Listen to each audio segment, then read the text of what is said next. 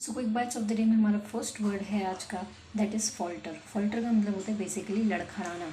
Synonyms देख लेते हैं हम इसके लिए। सो हम इसके लिए फंबल कह सकते हैं, वॉबल कह सकते हैं, हॉबल कह सकते हैं, स्वे कह सकते हैं, टीथर कह सकते हैं हम इसके लिए, स्टैगर कह सकते हैं हम इसके लिए। एल्बिट स्टैगर का एक मतलब कन्फ्यूजिंग भी होता है, चौंका देने वाला एकदम, ठीक है।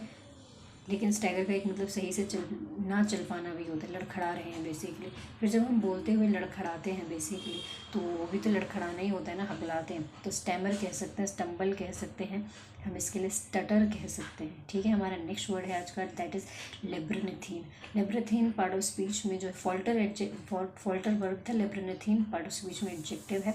इसका मतलब होता है ऐसी कोई चीज़ जो आपको बहुत ही ज़्यादा कन्फ्यूज़ कर रही है, बेसिकली भूल भुलैया एक तरीके से। सिनोनिम्स देख लेते हैं हम इसके लिए।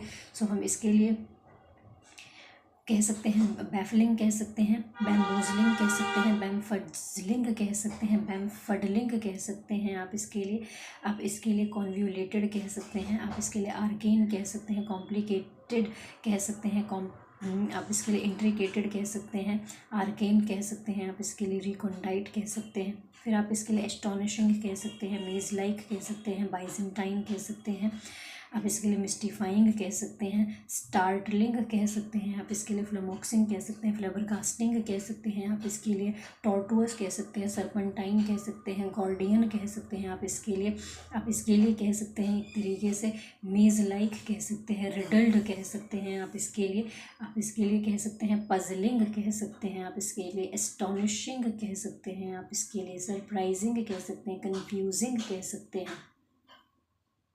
ओके जी। हमारा जो नेक्स्ट वर्ड है आज का, फ्लेमोक्सिंग और फ्लेबरकास्टिंग भी बोल सकते हैं अगर मैंने नहीं बोला है, ठीक है। हमारा जो नेक्स्ट वर्ड है आज का, दैट इज़ इरकसम। इरकसम का मतलब होता है कि बहुत चिड़चिड़ा और बहुत ही गुस्सैल, ठीक है। सिनोनिम्स देख लेते हैं हम इसके लिए। सो हम इसके लिए शॉर्ट टेम्पर्ड, बैड टेम्पर्ड, इल टेम्पर्ड कह सकते हैं, पेट्यूलेंट कह सकते हैं, इरिटेबल कह सकते हैं हम इसके लिए इरासेबल कह सकते हैं, कैंटागरस कह सकते हैं, स्प्लेनेटिक बोल सकते हैं, राइल्ड कह सकते हैं, रफल्ड कह सकते हैं, नेटल्ड बोल सकते हैं हम इसके लिए।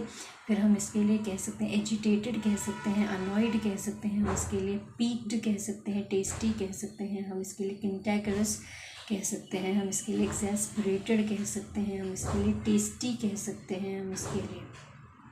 ओके जी।